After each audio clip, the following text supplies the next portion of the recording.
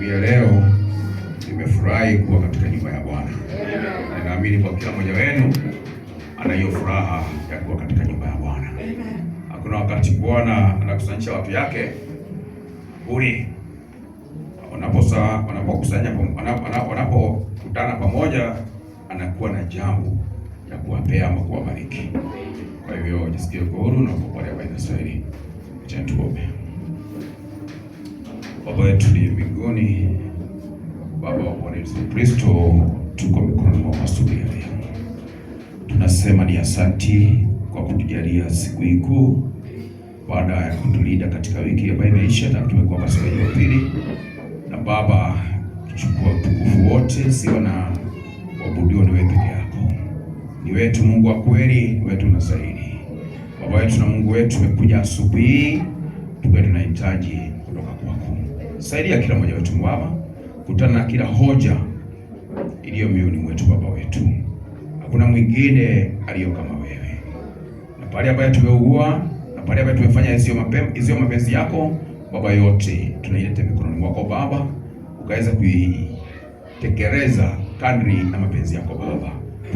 Tuko mbele yako na roho ya kutubu, ili Baba ukatupe hiyo roho, ili Baba tuweze kurejea katika njia zako, ili Baba tuweze kukupendeza. Baba, tunapofungua neno ama Biblia zetu Baba, tunaamini neno lako. Tunakuomba Baba ukatupe ufunuo, ukanena na nafsi zetu. Kumbuka wote Baba ni wa ushirika popote walipo Baba wetu asubuhi ya leo, na wale ambao wote ni wa mwili wa Kristo, ukitubariki ukaweza kuwabariki Baba, katika jina la Yesu Kristo tunasema ni asante, na tumeomba tukiamini umetusikia na umetujibu, na katika jina la Yesu Kristo tumeomba, amen. Naweza fungua Biblia zetu katika kitabu cha Waefeso 5.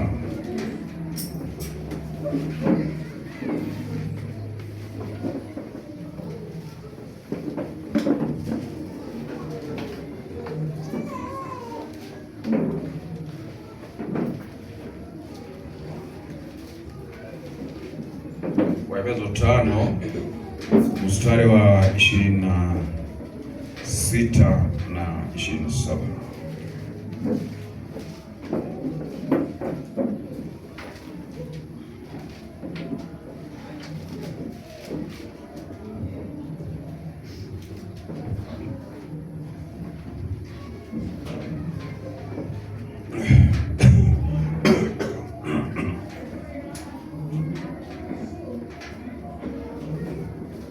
Waje tusome kutoka mstari wa 25. Enyi waume wapendeni wake zenu kama Kristo naye alipenda kanisa, akajitoa kwa ajili yake, ili makusudi alitakaze na kulisafisha kwa maji katika neno, apate kujiletea kanisa tukufu lisilo na ila wala kunyanzi wala lolote kama hayo, bali liwe takatifu lisilo na mawaa. Bwana abariki somo neno lake.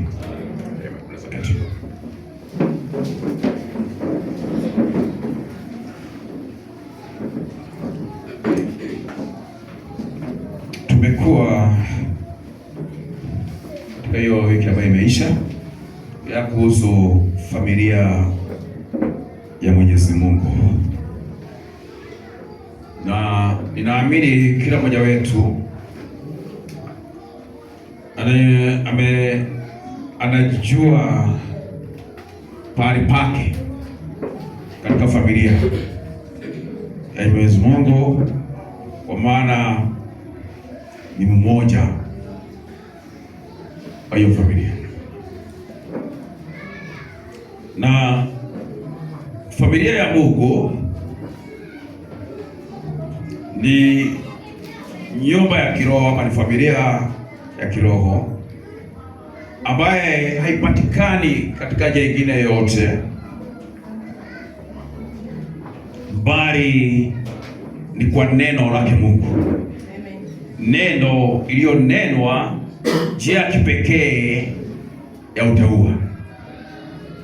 Na kwa hivyo asubuhi ya leo Ningetaka tuone kile ambacho Bwana ameandaa kwa nafsi zetu au kwetu kwa siku ya leo kupitia hiyo andiko ambayo tumesoma katika katika Waefeso 5 mstari wa 26.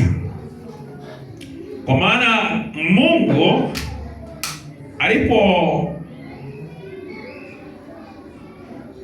mwanae hapa kwetu duniani ili kuja na awe atolewa kafara na awe dhabihu ambayo ulimwengu wote ama kanisa lake tafurahia, kuna ile kazi ambaye hasa alikuwa amekuja kufanya, ambaye inastahili kuwa kwa kila mmoja anaifahamu ama anafanyika kuwa sehemu yake. Tunaona huyu mstari unasema, inapeana mfano ya mwanaume kupenda mwanamke kama jinsi ambavyo naye Mungu alipenda kanisa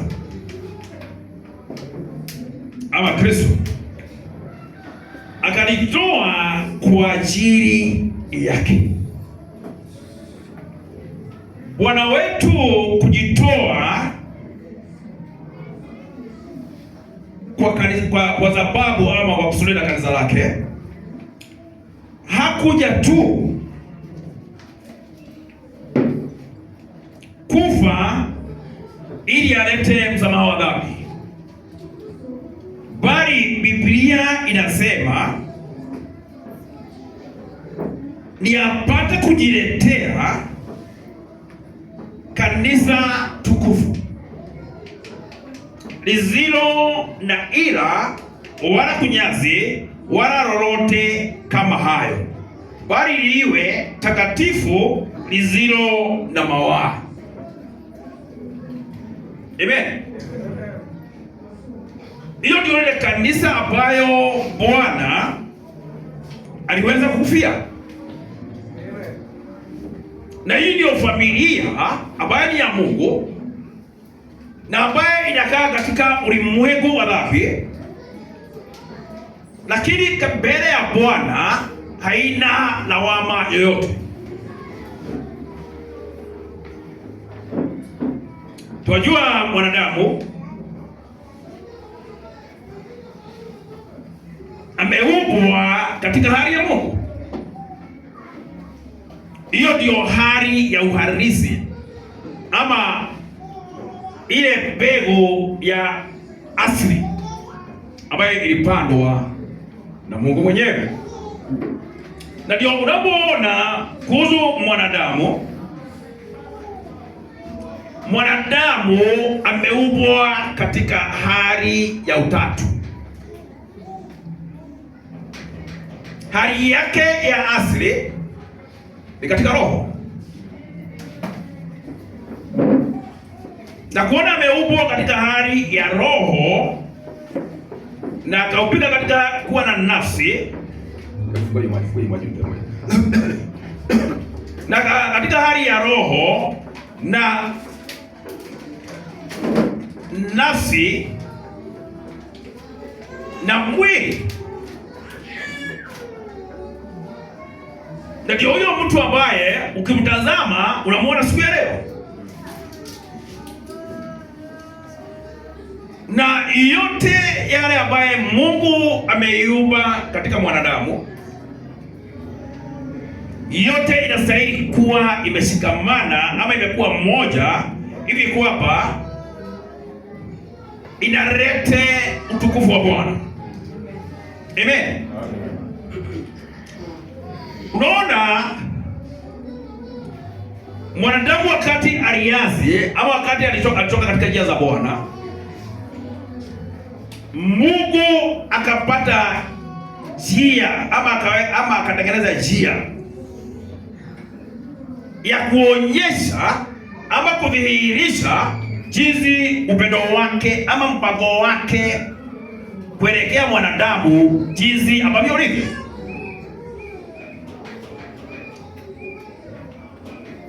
Unapotazama Mwanzo, hakuna pale ambaye kulikuwa na mbegu ya nyoka,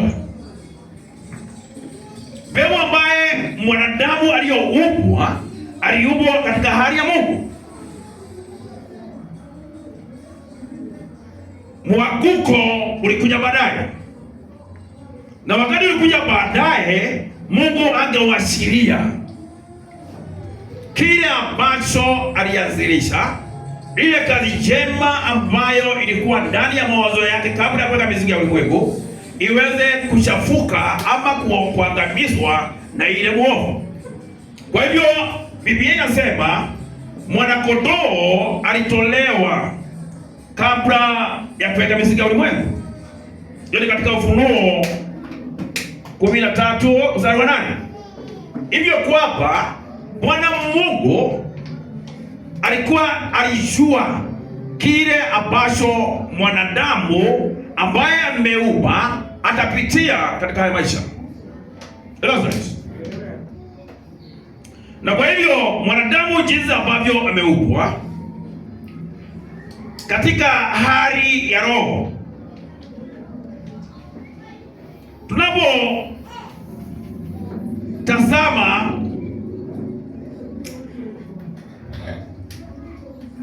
roho ama niseme nini,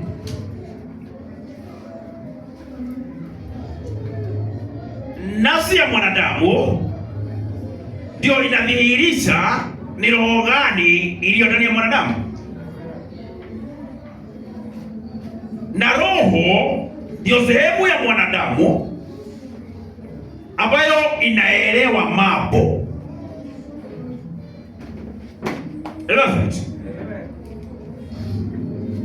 Tunaposoma katika Wakorintho chapter 2,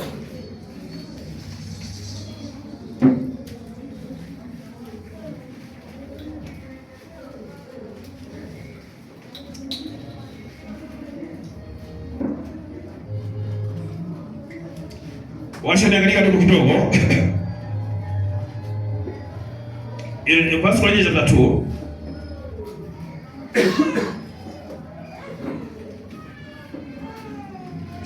mstari wa 8.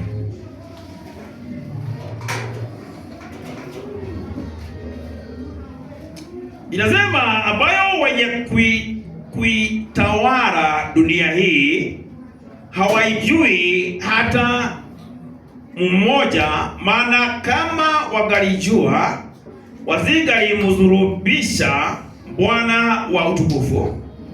Lakini kama ilivyoandikwa, mambo ambayo jicho halikuyaona wala sikio halikuyasikia wala hayakuingia katika moyo wa mwanadamu, mambo ambayo Mungu aliwaandalia wampendao.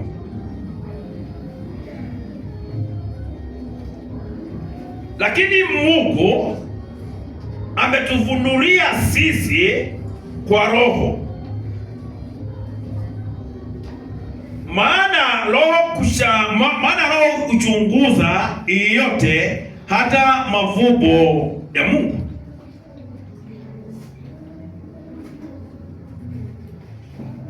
Kwa hiyo bila Roho huwezi kuwa katika hali ya kujua mavumbo ya Mungu. Kwa hiyo unahitaji kuwa na Roho ili aweze kukujulisha ama kujua yale ambayo yamefishika, yale ambayo hajasikika kwa masikio ya mwanadamu, yale ambayo hajaingia katika roho ya moyo wa mwanadamu, ile Mungu amewaekea wale ambayo wampendao. Amen. Unajua wale ambao wanampenda Mungu wanashika neno lake. Maana ni nani katika binadamu ayajuaye mambo ya binadamu ila roho ya binadamu iliyo ndani yake? Kwa hiyo huyo mtu ambaye ameumbwa katika roho Hiyo ndiyo sehemu ndani yake ambayo iko katika ya kujua, na ikiwa iko katika hali ya kujua, anazidi kusema vivyo hivyo na mambo ya Mungu hakuna yafahamu yaye ila Roho wa Mungu. Kwa hiyo yale iliyo ya Mungu ndio iweze kuifahamu, lazima Roho ya Mungu awe pamoja na wewe.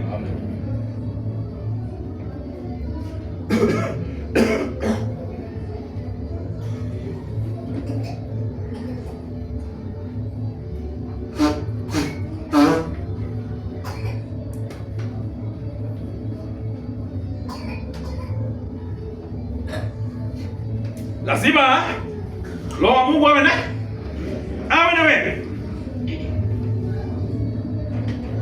Na tukizidi hapo mbele inasema sisi hatukupokea roho ya dunia, bali roho atokaye kwa Mungu, makusudi tupate kuyajua tuliyokirimiwa na Mungu. Amen. Unapotazama katika kitabu ya Petro, Biblia inasema tumekirimiwa yote katika yote ya utaua, ama yote ambayo ni uzima na utaua, lakini uwezi ukaijua na uwezi ukaipokea na uwezi ukaishika ikiwa una roho ya Mungu. Kwa sababu mambo ya Mungu inajulikana kwa kupitia roho wake. Na unaona mwanadamu jinsi ambavyo ameumbwa, hiyo ndio sehemu ya mawazo. Yaani hiyo the spirit of a man is the mind of a man. Hivyo kwamba mwanadamu katika hali ya kujua,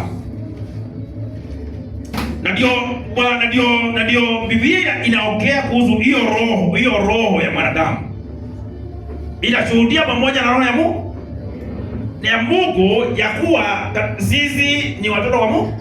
That's the book of Romans chapter 8.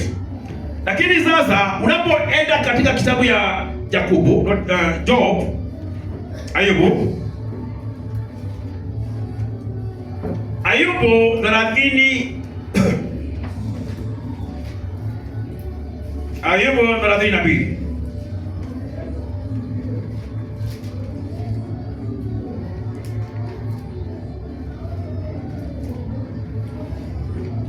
Inasema hivi, Ayubu 32 verse 8. Inasema lakini imo roho ndani ya mwanadamu, na pumzi za Mwenyezi huwapa akili.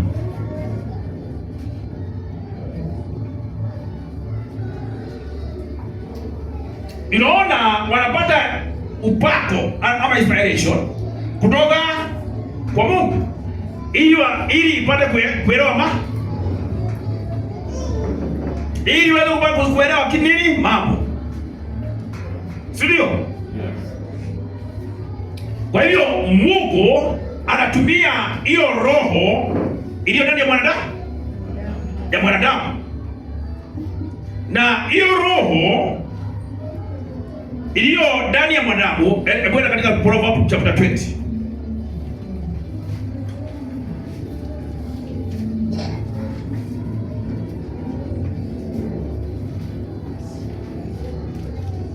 Methali 20.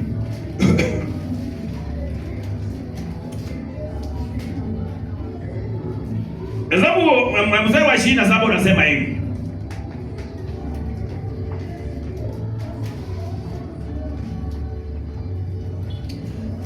pumzi ya mwanadamu ni taa ya Bwana, upeleleza yote yaliyomo ndani yake. Naona inaandika vizuri sana. The spirit of a man in the candle of the Lord, searching all the inward part of the belly. Mungu akitaka kujua jinsi ambavyo ulivyo, yeye anatumia roho iliyo ndani yako ili iweze kutoa ama kuangaza ili kile ambacho kiko ndani yako, kwa sababu hiyo ndio sehemu ya mwanadamu ambayo Mungu ameiweka ndani ya mwanadamu, ambayo inajua mambo ya mwanadamu, inajua mambo ya mwanadamu. Kwa hivyo hiyo roho ya Mungu, hiyo roho ya mwanadamu imewekwa katika hali inaweza kucommunicate ama kuwasiliana na Mungu, hivi kwamba hakuna njia ambaye, hiyo ndio njia ambayo Mungu amefungua ya kwamba mwanadamu anaweza asiliana na yeye. Na kwa hivyo hiyo sehemu ya mwanadamu, na tunaona wakati mwanadamu wakati Mungu aliumba mwanadamu katika roho, tunaposoma katika Genesis chapter 2:7 pale ambapo tumesoma mara mingi, ili mwanadamu afanyike kuwa nafsi iliyo hai, ili adhihirishe hali ya the nature of the spirit of his father. Wakati aliumbika katika hali ya matope na alafu akapewa pumzi na Mungu, hiyo ndio wakati ambaye alikuwa katika hali ya kudhihirisha ile harisi ama yule ambaye ile ni baba yake. Na katika Mungu kuna hii roho na kuna mwili na kuna nafsi,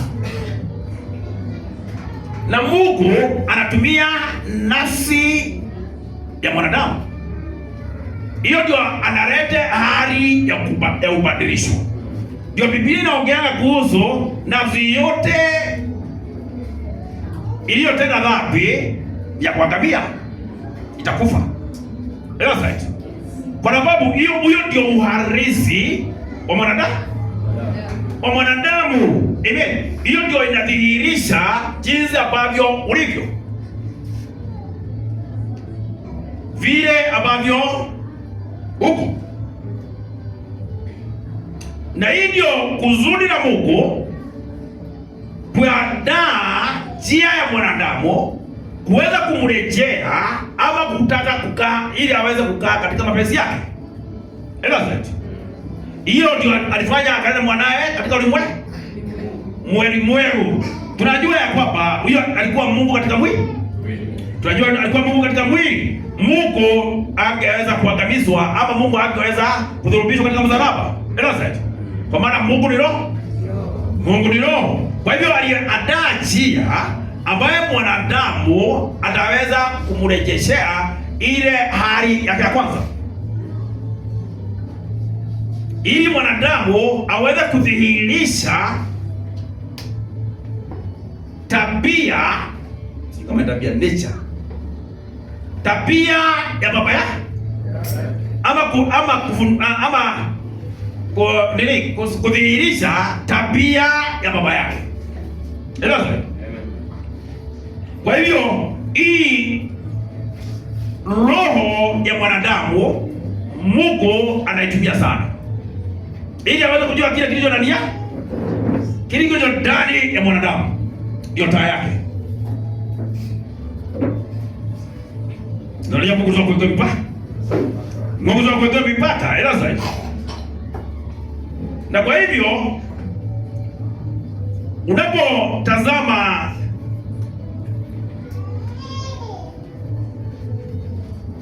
kitu kidogo hapa katika Waebrania ile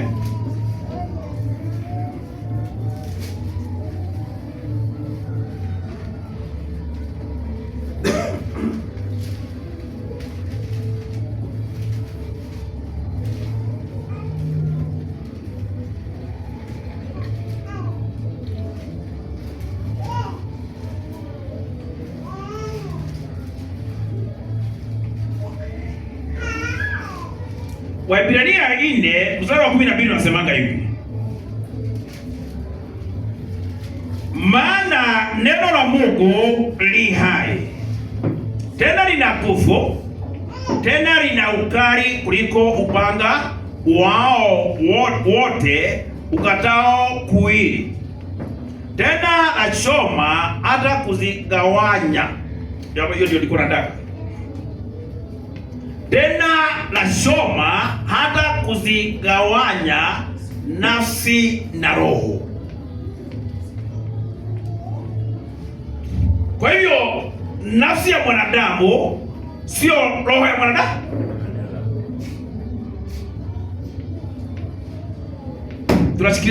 Tuko pamoja? Nafsi ya mwanadamu sio roho ya mwanadamu, bali ni sehemu moja ya mwili ambaye Mungu ameupatanisha ama ameunganisha ukafanyika kuwa mwili mmoja. Kwa hivyo nafsi ya mwanadamu ndio sehemu ambaye Mungu ana haja naye. Amen. Na hiyo ndio ambayo inafanya ndio uweze kujulikana roho iliyo ndani yako. Mungu anaandaa hiyo nafsi yako. Amen. Na nafsi ya mwanadamu hailishi kitu kingine chochote. Nafsi ya mwanadamu inalishwa neno la Mungu. Amen. Inakula tu neno la Bwana. Na ndio unaona katika Waefeso baada ya tumekuwa Biblia inaongea kuhusu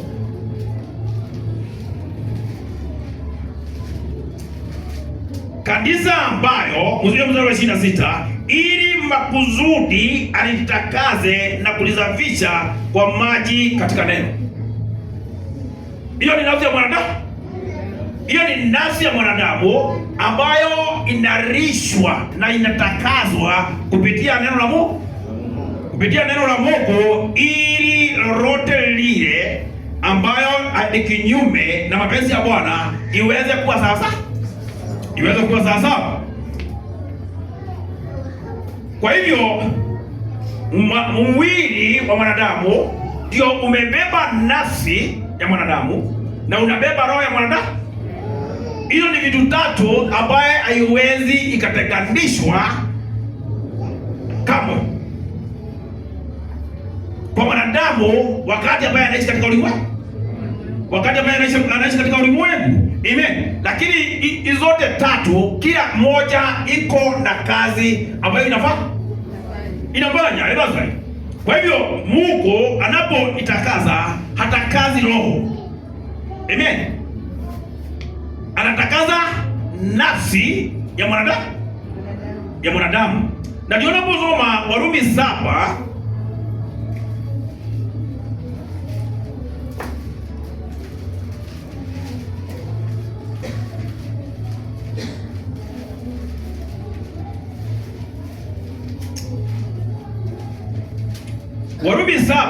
mstari wa 6 inasema hivi: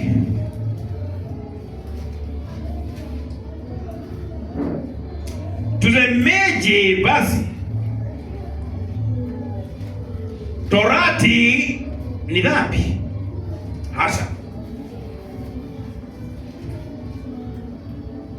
Walakini singalitambua dhambi ila kwa sheria, kwa kuwa singalijua kutamani, ama torati isingalisema usitamani.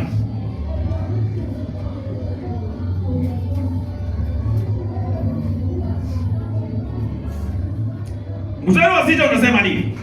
Unasema bali sasa tumefunguliwa katika torati, tumeivia hali ile ilivyotupika, ili sisi tupate kutumika katika hali mpya ya roho, si katika hali ya zamani ya andiko.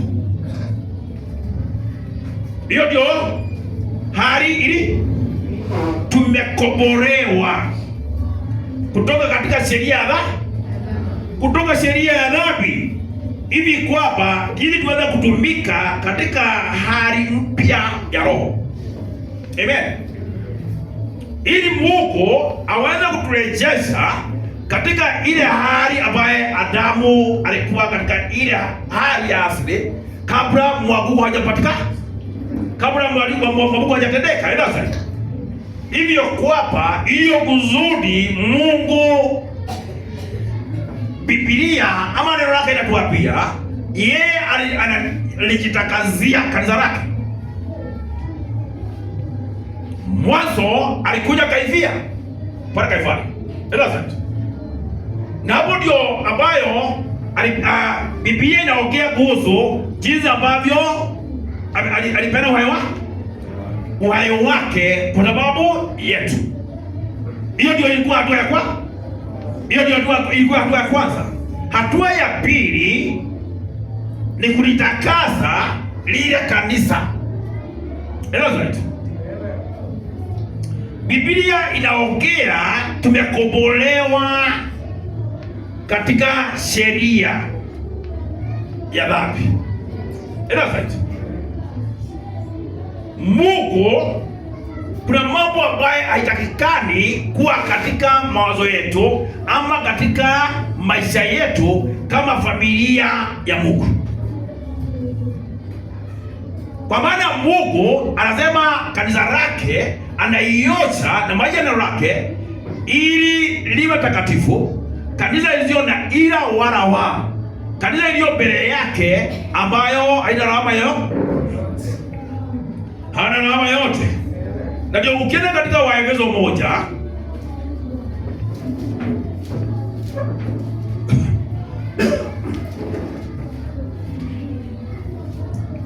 Waefeso 1 mstari wa 4.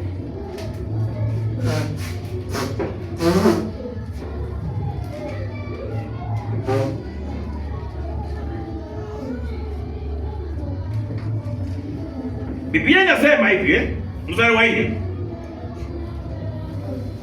Au mstari wa 3. Atukuzwe Mungu Baba wa Bwana wetu Yesu Kristo, aliyetubariki kwa baraka zote za rohoni katika ulimwengu wa roho, ndani yake Kristo.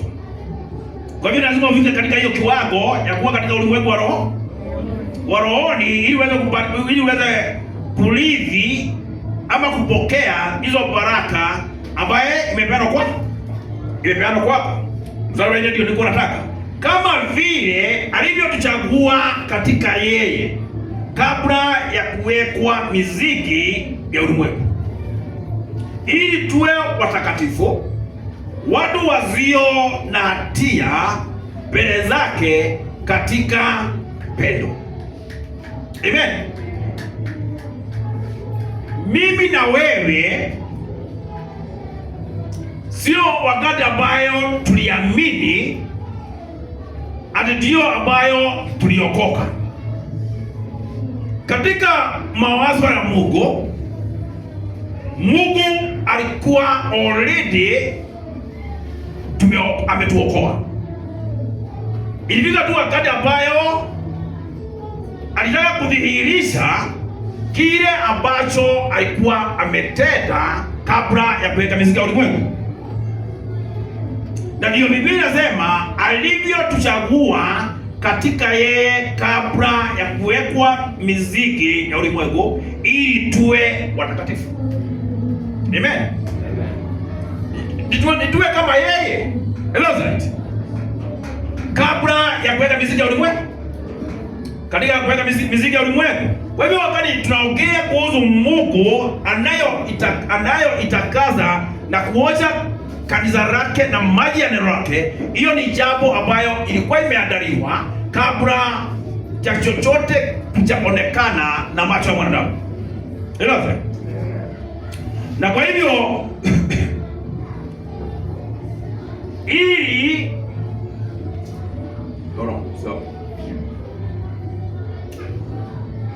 watu wasio na hatia mbele zake katika pendo. Ulimwengu inaweza tutazama na inaweza ongea mambo yote ile inapenda, lakini katika Mungu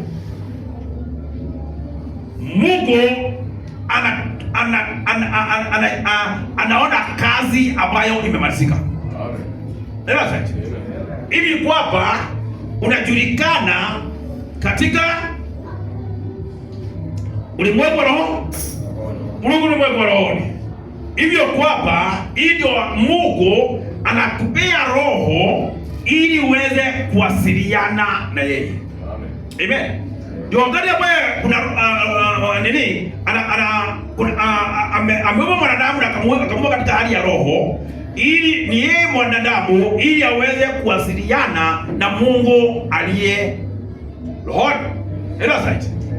Na kwa sababu Mungu ni roho, ndio aweze kujua hali ya mwanadamu, akakuja katika roho ya mwanadamu ili aweze kujua ni yapi ambayo iko ndani ya mwanadamu. Amen. Unasema Mungu hakujua, alijua. Mungu sio mwanadamu. Wakati unasoma katika Deuteronomy chapter 8 verse 3, inaonyesha jinsi ambavyo Israeli waliweza kuwasukusha katika jangwani, ili ajue ni nini iliyo ndani ya mioyo yao. Ni hawa wana wa Israeli watoe kile kilio ndani yao. Kwa sababu Mungu ni mwa haki, na angewahukumu ikiwe bado hajafanya mambo yote ambayo hajaonekana. Kwa hivyo wakakaa katika jangwa katika hiyo miaka 40 na ili aweze kujua. Kwa hivyo wakati naongea kuhusu Mungu anatumia roho ya mwanadamu, ni mwanadamu mwenyewe jinsi ambavyo alivyo. Kwa sababu mwanadamu mwenyewe anajua kile ambacho kiko ndani yake. Hakuna kitu ambacho unaweza fisha hakuna kile ambacho kinaweza vishika ndani ya mwanadamu. Amen. Kwa hivyo nafsi ya mwanadamu ndio inadhihirisha jinsi ambavyo ulivyo. Inategemea unakula kutoka pande gani. Ikiwa inavidiwa na neno la Mungu ama inavidiwa na neno na yule mwovu. Biblia inasema neno la Mungu ndio mbegu. Katika Luka 8. Na ikiwa neno la Mungu ni mbegu, hiyo ndio ambayo Mungu alipanda katika hali ya asili.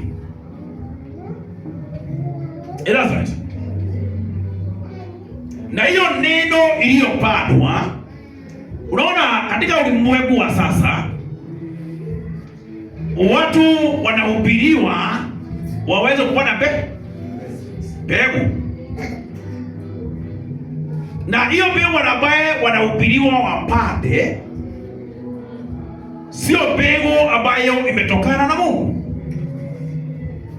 Hiyo injili ni kinyume na neno la Mungu. Amen.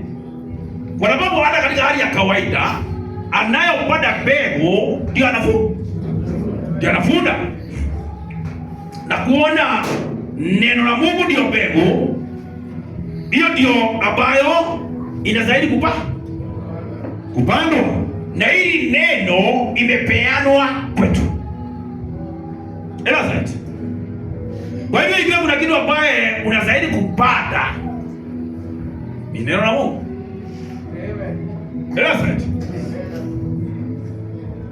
Na Mungu anakuja kunyakua, ama anakuja katika unyakuzi, hakuji kuchukua kitu kingine chochote, anakuja kuchukua ile mbegu aliyopanda, ambayo ndio neno lake. Na ikikozekana ndani yako, hakuna jinsi ambavyo unaweza kuwa pamoja naye. Kwa hivyo hii ni siku ambayo ni siku za hatari, kwa maana katika ulimwengu wa sasa neno la Mungu imeshafuliwa, na ndio unaona katika hizi dispensation zote za makanisa, kila wakati Mungu amekuwa na watu ambaye ametuma ili waweze kuandaa watu wale ambaye ni wamiliki ya Mungu. Kutoka kanisa la kwanza ya Efeso hadi kanisa la mwisho la Laodikia. Amen. Hivyo kwamba wakati mwingine kanisa inataka kutaka Mungu akipie, na Mungu ana kila kitu na wakati wake. Kila kitu Mungu ako na kila kitu iko na wakati wake. Kama za hii dunia imenyamaza, hakuna ufufuo, there's no revival kama vile ambavyo ilikuwa hapo mbeleni, kwa sababu neno la Mungu ndio inaleta ufufuo. Na kwa hivyo kila pembe ya dunia imesikia neno la Mungu. Anaweza Mungu aadae kontinenti nyingine kama Afrika bahari ambaye ipeleke ufufuo huko. Inaza ile ufufuo ambayo imezalia ni ufufuo ambayo ni wa bibi harusi wa Kristo, for the bride. Inaza hivi kwapa wakati wana wa Israeli, tuchukue mfano. Mungu wakati aliita wana wa Israeli aliwapea nguzo la moto, na akawapea malaika, na akawapea wingu, na haikuwa inatembea kila wakati. Wakati mwingine inasimama, na wakati ambayo imesimama, Mungu si kusema amesimama. Right? Mungu wakati anaendelea na kazi yake kuandaa watu wake. Right?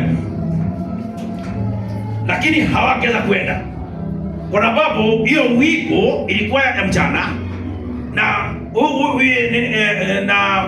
the pillar of fire ilikuwa ya usiku. Kwa hivyo wakati ambayo imesimama, wanasimama baba, Mungu ataweza kuondoka.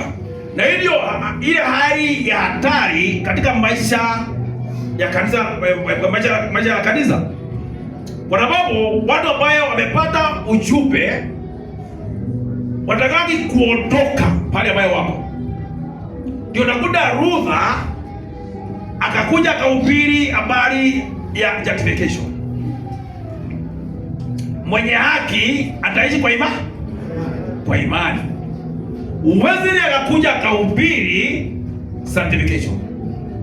Watu wa Luther wakatosheka na kufanyika kuwa mwenye haki, na wakutaka kutembea hata kidogo, na wakatengeneza kadhehebu yao ya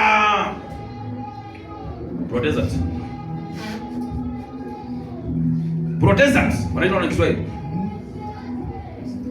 Okay, nao wale ambao walitembea na Mungu, kwa sababu kila wakati Mungu anakuanga na mjahidi awitness. Hivyo kwamba wale ambao walitembea watoka katika hiyo katika justification wakaingia katika sanctification, kutakaswa. Amen. Na hiyo ndio shida kubwa katika wakati unasoma katika Waefeso, wakati unasoma katika Yohana, Mungu anatuonyesha hata wakati Warumi 16 inatuonyesha kwamba mwanadamu anatakazwa kupitia roho wa Mungu, na hiyo ni kupitia neno ambayo Mungu ananena ili uweze kuwa kamili, ili mwanadamu ambayo alikuwa katika hali ya mwanguko aweze kurejea nawe katika familia ya Mungu, lazima asikie neno la Mungu.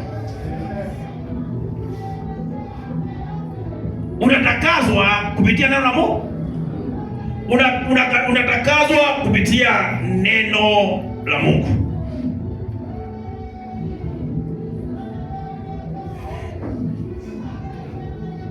Hebu weka wimbo bado sema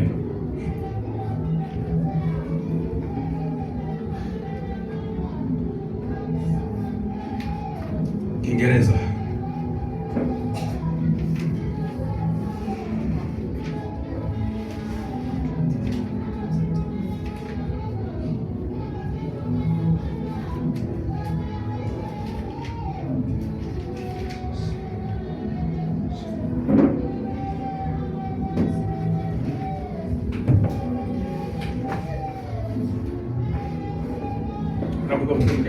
Have you been to Jesus for the cleansing bath? Are you washed in the blood of the Lamb?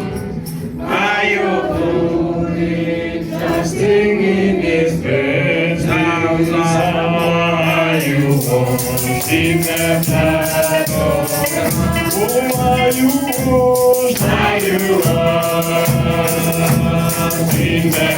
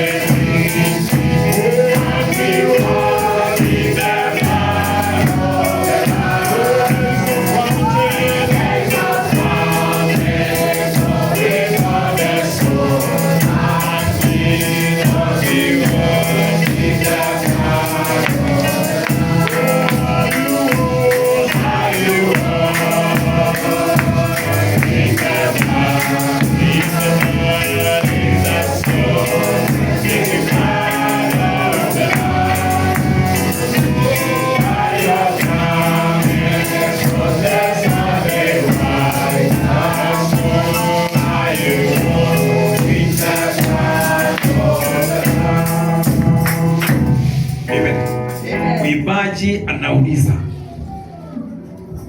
kama umetakazwa kupitia hiyo damu.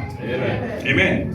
Kwa maana mpangilio wa Mungu wa asili ni kujitwalia kanisa isiyo na ila wala mnaweza keti. Kwa hivyo huyu mstari wa 4 katika Waefeso ni ya kuonyesha kwamba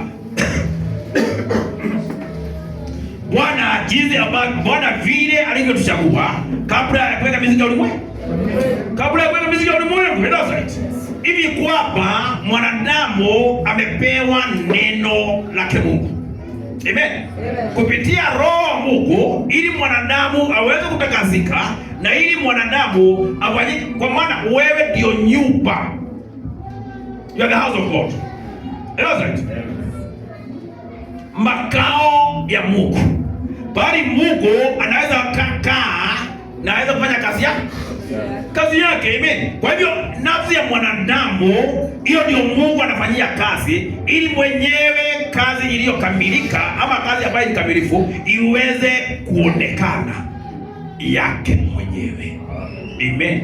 Ndio inadhihirisha ni nani ambaye yumo ndani yako. Ni nani ambaye ndio baba yako. Amen. Hivi kwamba hii ni nyumba ya Mungu. Na Mungu wakati Yesu Kristo alikuwa hapa alisema ninaenda.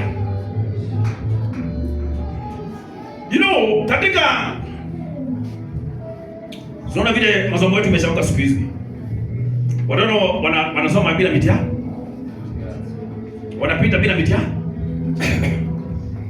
Wanapita bila mitihani. Hiyo sio masomo. Ni lazima ikiwa unasoma upite mtihani. Ni lazima uletewa mtihani. Na hata wale ambaye wameitwa katika hii ufalme wana mtihani ya kufanya. Wana mtihani ya kufanya. Hivyo kwamba vile ambavyo unaona mambo imechafuka katika hali ya kawaida, hivyo ndivyo hata katika hali ya kiroho imechafuka. Ndio nakuta mtoto wa mfulana huweza kautisha yule ambaye ni mwanaume na yule ambaye si mwanaume. Samani ukipanda nilivi sikicheza na wanaume na wale ambao imetahiri na wale ambao imetahiri, si ndio? Lakini sasa watu wanafanya kitu moja, unakuta wanacheza mpaka unachangaa na hii mtu ako na akili. Kwa sababu kuna bali ambaye aliondolewa lakini angali yako pale. Na hivyo unaona katika hali hiyo uchafuko iko katika ulimwengu, ndio hiyo uchafuko, hiyo roho tu. Ndio unaona kanisa inachafuka kwa nini? Kwa sababu ya roho ya Laodikia. Roho ya Laodikia inatoka katika dunia, alafu inakuja katika kanisa la Mungu. Ya Mungu. Dizizi wenyewe tunaibeba, tunailete. Na ukumbuke kanisa la Laodikia ni kanisa ambayo ni chafu. Hiyo ni kizazi ambayo ni kichafu kabisa. Na hata wakati Isaia alikuwa anaongea kuhusu ile wanawake saba, jinsi ambavyo wanataka kuwa na jina. Wapewe jina tu na hiyo mwanaume. Wanawake saba wanaolewa na mwanaume mmoja. Hata hawajaolewa. Ni wapewe jina ya mwanaume ya kuitwa naye. Lakini mambo mengine yote waweza kujifanyia. Mambo mengine yote waweza kujifanyia. Na meza zote zimejaa matapiko. Na unaona roho ya wakati wetu. Hii roho ya Laodikia ni roho ambayo inastahili kukemewa katika njia zote.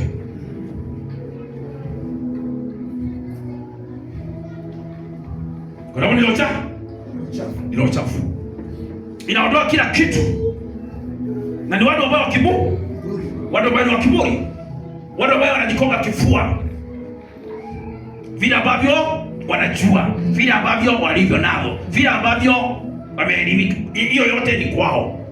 Wanazao hakuna jambo lolote nzuri ambaye mwanadamu anaweza pata ikiwa jambo kutoka mbinguni.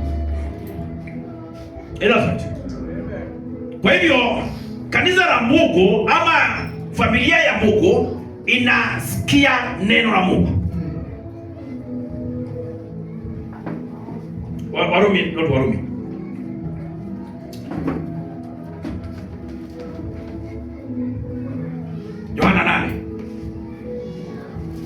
Tunaona jinsi ambavyo Mungu kabla ya kuweka miziki ya ulimwengu ili tuwe watakatifu, watu wasio na hatia mbele zake katika pendo.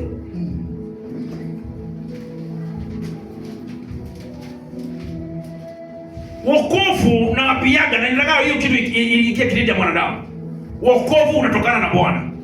Hakuna mtu anapanga kuokoka. Na kwa hivyo ni Mungu mwenyewe anaokoa, ni Mungu mwenyewe anaitana. Na Yesu Kristo akasema jambo nzuri sana ya kwamba mtu asioletwa na baba yangu kwapo.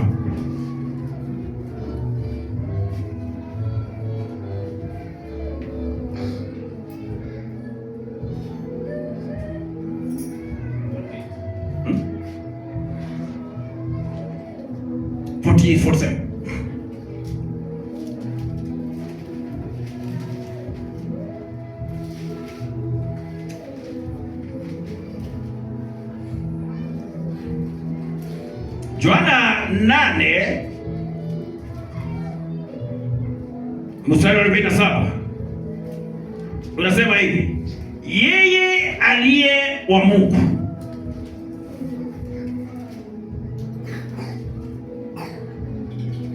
uyasikia maneno ya Mungu. Kwa hivyo unaposoma hapo juu unaona vile ambavyo Yesu Kristo alikuwa anaongea na Wafarisayo na vile ambavyo alikuwa wanajibishana. Na ndio anawaambia ikiwa nyinyi yule yote ambaye ni wa Mungu anasikianga neno la Mungu, hivyo nyinyi amusikie kwa sababu nyinyi sio wa Mungu. Alikuwa anawaambia hawa Wafarisayo kwa sababu amekuja, lakini hawataka kusikia ushuhuda wake. Hataka kusikia ushuhuda wake. Na ndio unaona Wayahudi wakajibu wakamwambia, je, sisi hatuzemi vyema ya kwamba wewe ni Msamaria nawe una pepo? 51. Amini amini nawaambia, mtu akilishika neno langu hataona mauti milele. Amen. Ni yule mtu ambaye ndio Biblia inaongea kuhusu mtu ambaye amebarikiwa. Amen. Ambaye anasikiaga neno la Mungu na ambaye anasoma neno la Mungu. Hiyo ni katika Revelation chapter 1:3. Si ndio? Ya kwamba kubarikiwa ni wale ambao wanasoma, ni wale ambao wanasikia, na ni wale ambao wanashika kitabu neno la unabii. Hivyo kwamba unapoishika, Biblia inasema amini amini nawaambia, mtu akilishika neno langu hataona mauti milele. Amen. Wakatarisha mawe mengi na kumtupia. Lakini Bwana hangebadilika kwa sababu Bwana alikuwa kuna ile kitu ambaye alikuwa kufanya. Mungu Bwana wetu Kristo ilikuwa inampidi lazima atimize lile ambayo amekuja kutimiza. Na tunaona hata katika Yohana katika letters of John chapter 1 first letter of John chapter 4 inaongea kuhusu wale ambao ni wa Mungu. Familia ya Mungu inasikanga neno la Mungu. Familia yoyote ambayo haishiki neno la Mungu ni ishara ya kuonyesha sio familia ya Mungu. Ndio Bwana Yesu Kristo akawaambia, nyinyi ni wa baba yenu Ibilisi. Sasa hiyo kiambia watu nyinyi ni wa baba yenu Ibilisi, wanaweza kupeleka kwa nini kotini? Umewatusi. Na nyingine rights za watu zinakiwa maanani. Ni vile tu katika Kenya tuchukulike na katiba yetu. Haki ya watu haitendewi. Kwa hivyo ni katiba iko, lakini ni katiba ambayo Inavinyilia tu wale ambao ni wadogo. Ni wadogo. Amen. Lakini sikuwa na laumu rais wetu kwa sababu yeye alikataa kutoka aliipinga. Wakati ilikuwa nafanyia kampeni na wale walikuwa naifanyia. Na wale ambao walikuwa naifanyia. Baka pengine Mungu atujalie tuweze kuwa na mmoja ambaye waliweza kuitekeleza. Wala wao wanajua maana yake. Maana yake. Amen. Hivyo kwamba light za watu lazima ziwekewe maana. Lazima ziwekewe maanani. Katika ufalme wa dunia na katika ufalme wa Mungu kila pahali kuna sheria zake. Kuna sheria zake. Amen. Na ndio unaona hapa anaapia hawa watu ambao walikuwa wanamtarajia. Bwana Yesu Kristo haongei kwa watu ambao hawakuwa wanamngojea. Hawa ni watu ambao walikuwa wamesikia kuhusu Mesia. Hawa ni watu ambao Paulo na Petro anaapia huyo ambaye mmedhurubisha ndio Mungu amefanya kuwa Bwana na Kristo. Bwana na Kristo.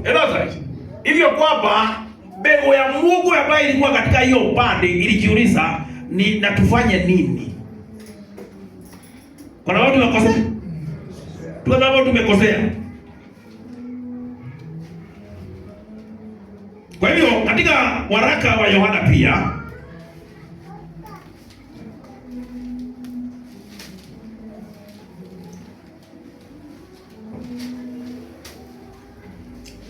chapter 4 inasema hivi, mstari wa 6.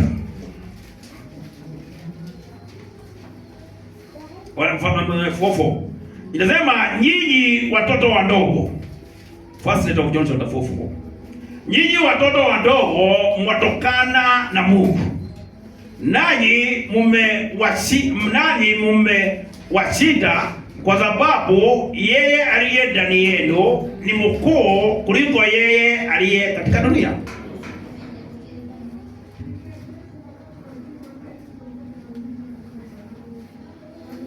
Hiyo mtu kwa sababu Mungu anakaa. Hao ni wa dunia, kwa hiyo wanena ya dunia na dunia yawasikia. Sisi twatokana na Mungu. Yeye amjuaye Mungu atusikia.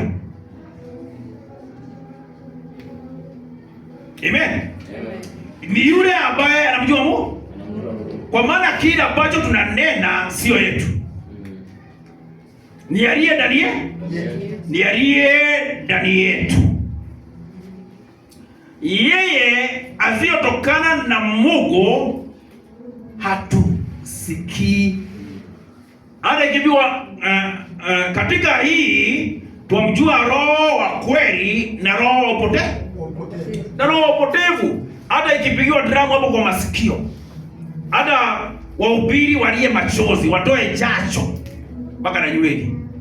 Lakini asiye wa Mungu hawezi sikia neno la Mungu.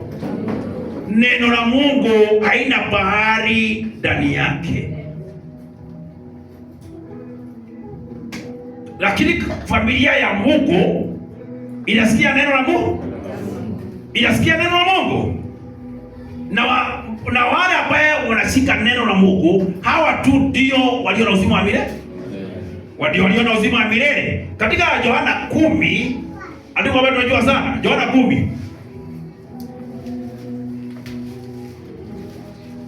Inasema yaongea kuhusu kondoo.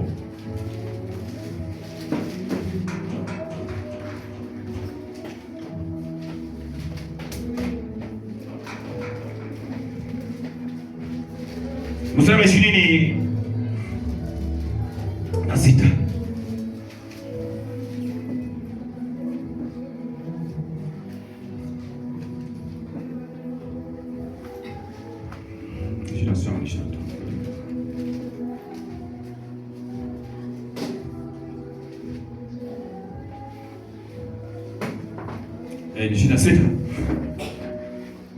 Lakini nyinyi hamsadiki kwa sababu amumo miongoni mwa kondoo wangu. Kondoo wangu waisikia sauti yangu, nami ninawajua, nao wanifuata. Nami nawapa uzima wa milele, wala hawatapotea kamwe, wala hakuna mtu atakayewapokonya katika mikono yangu. Baba yangu aliyenipa hao ni mkuu kuliko wote, wala hakuna mtu awezaye kuwapokonya katika mikono ya Baba yangu. Amen. Hivyo inaonyesha familia ya Mungu na familia ya mwovu. Hakuna jinsi ambavyo wewe wa familia ya Mungu unaweza kuwa kuna nguvu ya kuondoa katika hiyo familia. Amen. Hakuna lolote. Yule Mungu ambaye Bwana Yesu tunasema yoyote yule ambaye ameletwa na kondoo yako wanasikianga sauti yako. Amen. Wale ambao sio wa Mungu hawasikia sauti ya Mungu, hata hawashughuliki kama anasema ama anaongea, na utawajua kwa matunda. Ila sasa Kristo alisema wewe usitazame kitu kingine, angalia matunda ambayo wanazaa, itakuonyesha kama wanatakwa, kama ni wako ama sio wako. Kwa sababu wale ambao wanamwamini Mungu, wale walio kondoo zake, wanasikia neno lake. Amen. Na ndio ambaye wanalishika.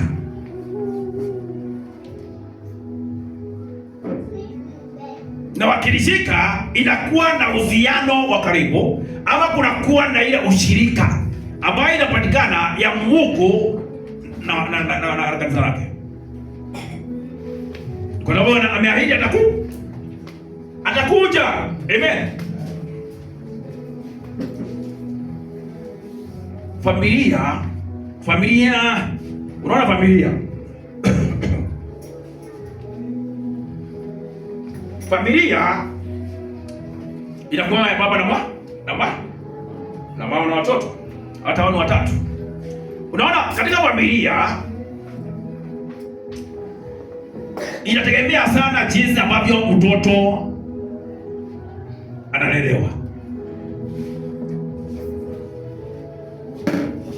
Ni mwamini ndio kizazi tu ambaye kinazaa watoto wa hybrid, watoto ambaye hali ya neno la Mungu, hali ya mambo ya Mungu, hali ya mambo ya Mungu iko mbali sana nao, na ni jinsi ambavyo wamelelewa.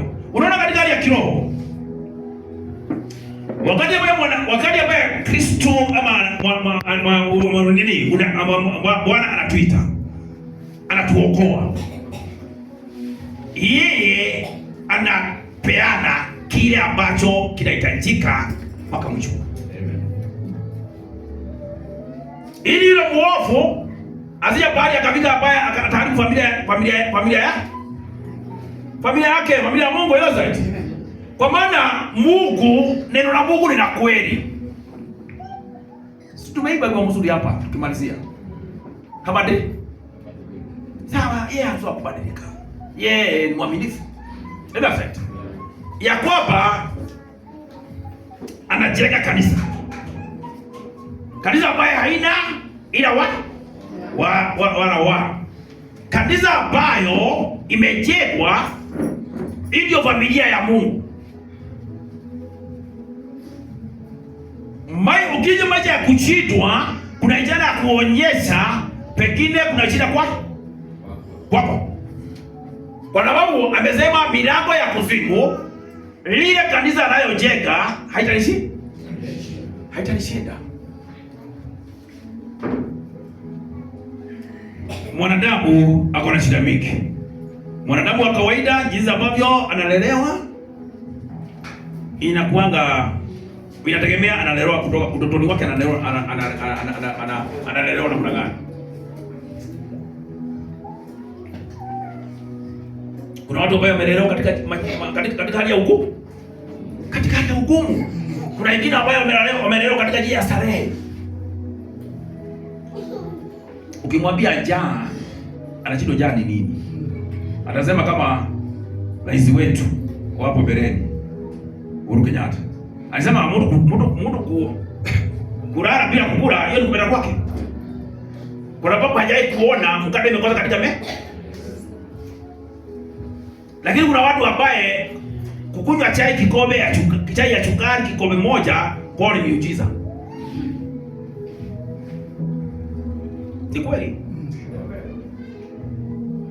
Mtu ambaye hajajua njaa, unaingia kwa boma, unakuta hiyo boma haijakitwa moto kwa hiyo siku. Watoto hawachezi upande wa mbele wa boma, wako upande wa nyuma. Kuna baba juu what's next. Lakini unakuta mwingine anakula na anatoa kwa takataka. Alafu kwa hiyo watu wawili wapatane katika maisha. Upande mmoja ni mwanaume, mwingine mwanamke ambaye wamelelewa katika hiyo hali. Mmoja ametokea katika mazingira ambayo ni magumu, mwingine ametokea mazingira ambayo ni nyepe. Ni laini. Itahitaji mkono wa Mungu ili aweze kukaa pamoja, wakae pamoja. Kwa hivyo ni lazima kila mmoja aweze kujitolea kwa ile mwingine ili aweze kumjua. Kwa sababu unapigana, unaweza kuna mtu ambaye hajawahi kuona kusikia jina anapendwa kutoka kwa wazazi wake. Innocent. Hiyo kwamba hiyo mtu ambaye anakuwa namna hiyo anateniwa. Unajua tukikua tumeteniwa kuwa watu wa Mungu. Na ndio hata upendo wakati mwingine inakosekana kwa sababu ya jinsi ambavyo umelelewa. Ya kwamba umelelewa katika hali ya unaambiwa na muda kumchokoza. Hiyo sio jambo ya kuleta kwa nyumba kuja kulipota umechokozwa. Wewe ni mwanaume? Wewe ni mwanaume. Na mwanaume haonekani macho. Mwanaume alilazwa kulialia. Kwa hivyo unakuta mtu amelelewa katika mazingira hajawahi kuambia mwanangu ile msichana ni mfurana. Ninakupenda. Anahagiwa na baba yake na mama yake. Ameishi katika hali ya hiyo. Mtoto akikua anakuwa katika hiyo anakuwa na hiyo hasira. Na kwa hiyo mambo inafanyika watoto wakiwa wadogo inakuwa mbaya sana. Kwa sababu ndio wakati ambaye mtoto anashika mambo ya inakuwa hapa. Anapokuwa atakuwa amejua jinsi ya kujikinga.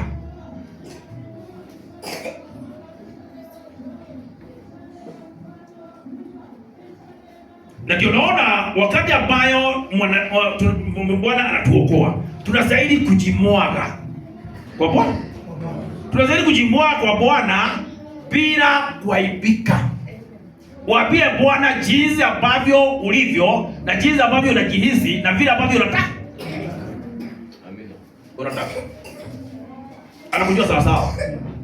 Ili mabadiliko haiwezi kupatikana kabla mwanadamu hajajichunguza mwenyewe. Lazima ujijue wewe mwenyewe.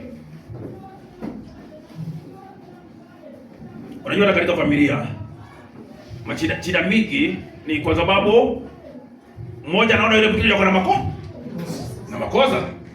Lakini ukijichunguza wewe mwenyewe na kwa maana wewe ni mwana wa Mungu, naambia kuna roho ndani ya mwanadamu ambayo inawasiliana na Mungu. Wewe una makoti yako. Ili Mungu akupe hekima na wewe upendo wake ili uweze kuendea haya mambo ambayo iko katika maisha utashinda. Kwa maana Biblia inaongea kuhusu mwanadamu asiye na hali ya uungu divine nature.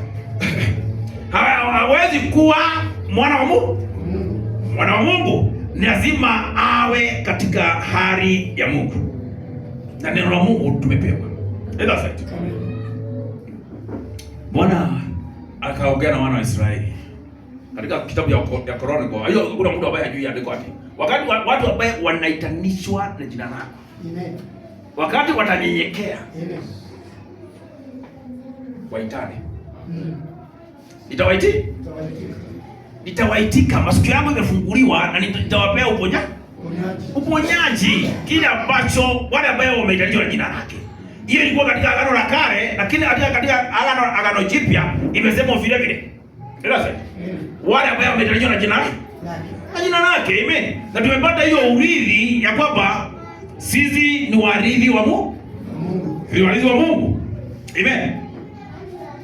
Kwa hivyo Mungu anajitakazia kanisa lake, na ndio unaona wakati tunasoma katika Waefeso 5, ukirudi nyuma katika Waefeso 4, amejenga kanisa katika hali ya holiness and righteousness. Sio? Na amepeana huduma ili hicho kipawa kiweze kufanya kazi. Hizo kipawa kiweze kufanya kazi. Ndio hizo huduma amepeana ni ya kulete utakatifu na haki katika maisha ya Mkristo. Hiyo ni kuleta katika hali ya Mungu ndani ya mwanadamu. Ndani ya mwanadamu, kwa maana sasa umeumbwa katika hali ya Mungu. Umepewa roho na umepewa nafsi ili idhihirishe ni roho gani iliyo ndani yako. Ile hali the sinful nature wakati wote inakuwa inapinga mambo yote ya roho na rohoni, na inataka wakati wote kufanya contrary to the spirit of God. Na ndio naona Paulo akiongea katika Warumi, inakuwa Warumi 7.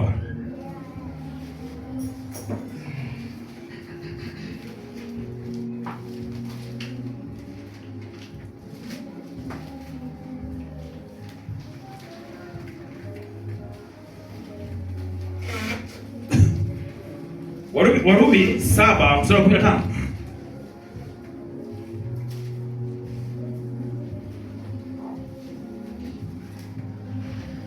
Maana sijui nifanyalo, kwa sababu lile nilipendaro silitendi, bali lile nilichukiaro ndilo ninalolitenda. Lakini kama nikilitenda lile nisilolipenda, na ikiri ile sheria ya kuwa ni njema, basi sasa si mimi nafsi yangu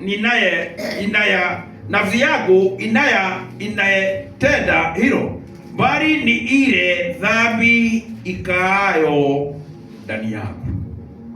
Kwa maana najua ya kuwa ndani yangu, yani ndani ya mwili wangu, halikai neno jema, kwa kuwa kutaka nataka, bali kutenda lililo jema sipati. Kwa maana lile jema nilipendalo silitendi, bali lile baya nililolipenda ndilo nililolipenda ndilo nilitendalo. Basi kama lile nililolipenda ndilo nilitendalo, si mimi nafsi yangu nilitendayo, bali ni ile dhambi ikaayo ndani yangu.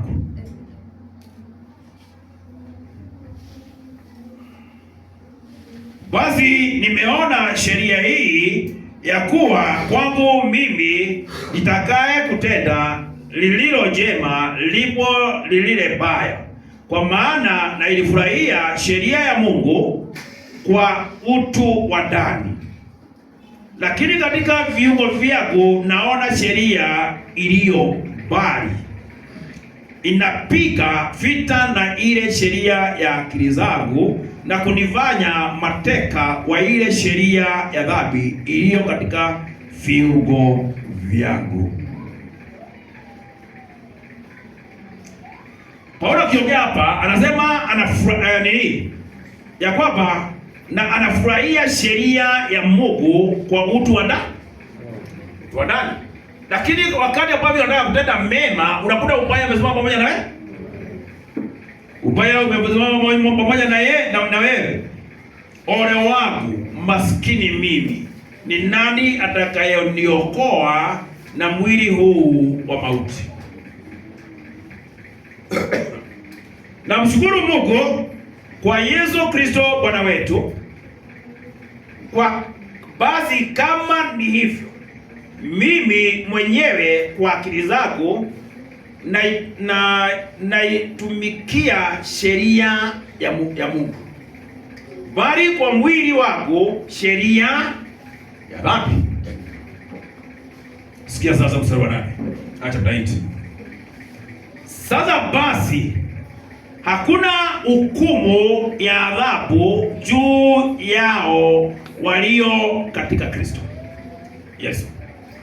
Kwa sababu sheria ya Roho wa uzima ule ulio katika Kristo Yesu imeniacha huru, bali na sheria ya dhambi na mauti.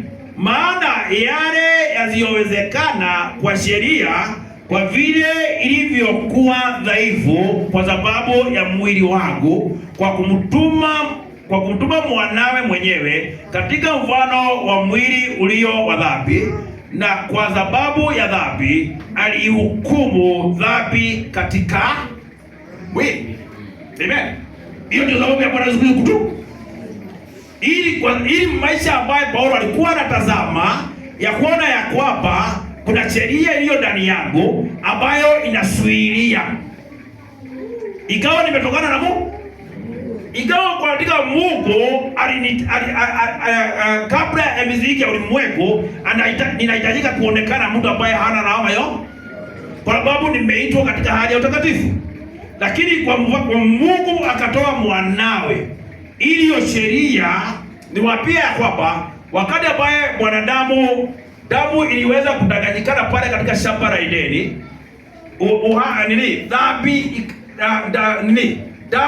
damu iliyo mtanganyiko ikaleta hali ya dhambi. Kwa hivyo dhambi ikaanzia pale mpaka wakati Kristo mwenyewe amekuja ili aweze kuihukumu ile sheria ambayo ni ya dhambi ambayo iliingilia pale mwanzoni.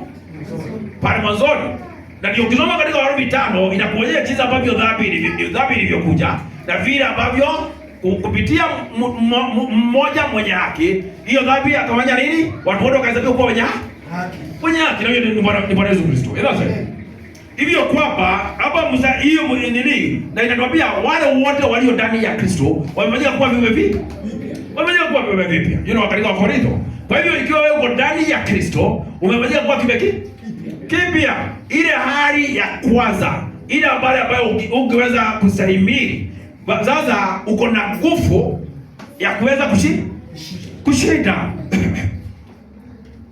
Kutuma mwanawe mwenyewe katika mfano wa mwili ulio wa dhambi. Hapa alifanya kuwa dhambi ili tuweze kutoka kulingana na Zekaria chapter 5. Na kwa sababu ya dhambi alihukumu dhambi katika mwili, ili maagizo ya Torati yatimizwe ndani yetu sisi tusioenenda kwa kufuata mambo ya mwili, bali mambo ya Roho. Kwa maana wale wafuatao mwili huyafikiria mambo ya mwili, hali wale waifuatao Roho huyafikiria mambo ya Roho. Ila sasa ndio kulitoka zabibu ilitolewa ili mwanadamu asije akawa katika hali ya mwanguko. Ila sasa ingawa tumekuja dunia tukiongea uongo, hakuna kitu ambaye, hakuna shule ambayo inaendanga kufundishwa dhambi. Unakuja duniani ukiongea dhambi, ukitenda dhambi. Ila sasa lakini Mungu aliye na Mungu alishua mwanadamu asipofanyiwa jambo ambaye ni ya kumsaidia, atakaa katika hali ya mwanguko. Na ndio unaona katika hali ya mwanadamu ako na hali ya kupotea ama hali ya kupotea ya kutokea Mungu. Lakini Mungu anatengeneza njia. Kuna sababu ndio anapeana neno lake. Hiyo mwanadamu, hiyo nafsi ya mwanadamu ambayo Mungu anaibadilisha. Amen. Hiyo Mungu aweze kupata mahali ya kukaa ili ambaye ndio afanya kazi yake. Na ndio hapo unadhihirisha ni nani aliye ndani yako. Ni nani aliye ndani yako? Ni yule mwovu ama ni yule mzuri? Sasa kwa hiyo Mungu amepeana roho wake ili kwamba tuweze kujua yale yaliyo mapenzi yake. Wewe ni nyumba ya Mungu, wewe ni maskani ya Mungu. Mili yetu ni nyumba ya roho. Amen. Kuna vile ambavyo inafanyika ndani ya mwanadamu. Lazima kuwe na mabadiliko. Lazima ubadilikwe. Lazima ubadilishwe. Hivi kwamba udhihirishe ya kwamba kuna kazi njema ambayo imetendwa katika maisha yako. Amen. Hali ya huku lazima ipatikane. Mungu amesema. Neno lake linatuambia. Ametukirimia yote. Na ametupenda kabla ya kuweka misingi ya ulimwengu. Hivyo kwamba maisha ambayo unastahili kuishi. Unastahili kuishi maisha ambayo inadhihirisha Bwana. Amen.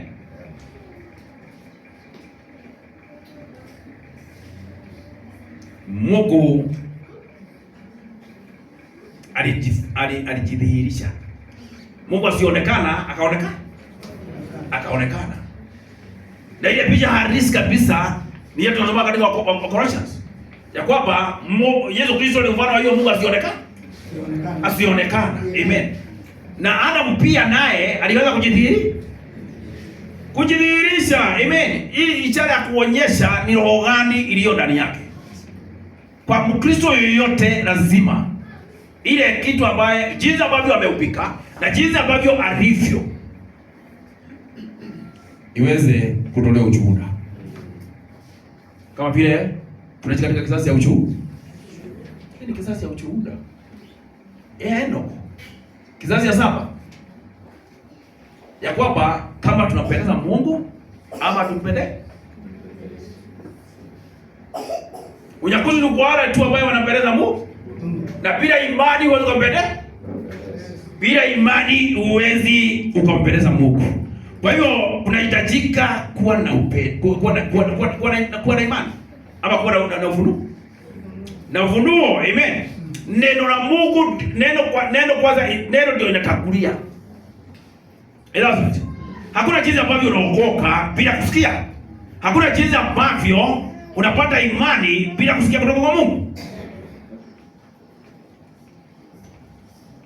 Na hakuna jinsi ambavyo unaweza kuja kwa Mungu bila kuitwa na Mungu. Na hakuna jinsi ambavyo unaweza kuishi maisha matakatifu ikiwa kuna Mungu ndani yako. Hata ukilialia kila siku, hata urukaruke wapi, mpaka Mungu ajengeke, mpaka Mungu apate makao ndani yako. Hiyo ndio tu wakati ambayo utaishi maisha ya matakatifu. Maisha matakatifu ambaye itapendeza Mungu, kwa sababu kuna hiyo hali ya dhambi ambaye imeingia katika mwanguko ama katika maisha ya mwanadamu. Lakini Mungu ametuokoa katika hiyo sheria ya dhambi. Katika hiyo sheria ya dhambi ili aweze kujitwalia ama aweze kujiletea kanisa. Hatua ya kwanza alikufia kanisa. Mimi na wewe. Hatua ya pili anaitakaza. Hatua ya tatu anakuja kunyaku. Na hiyo ndio kujipeania. Hiyo ndio kujipeania kanisa ambayo haina ila wala watu ambaye ni wamiliki ya Mungu, watu ambaye wanasikia neno la Mungu. Vile Roho anavyowaambia.